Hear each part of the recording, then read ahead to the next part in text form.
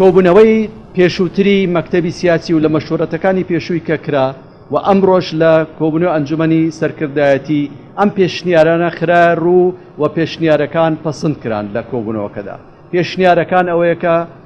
بۆ سەرۆکی هەرێم بەڕێز نێچیروان بارزانی کاندید بکرێت و ئەم پۆستە گرنگە پێویستی بەوەیە کە چاک فعال بکرێت و کەسێکی بەتوانە و شارەزا ئەم پۆستە بە ئەستۆ بگرێت و بتوانێت ئیدارەی ئەم وەزع بکات و ببێتە شوێنێک بۆ ئەوی کە بتوانێت هەم حکومەت هەم دام و دەستگاکانی تر بێکەوە کۆ بکاتەوەکە بەرەنگاری ئەم هەموو ئەگەر و تەحەدیاتانە ببنەوە کە ڕوبڕووی کوردستان دەبنەوە.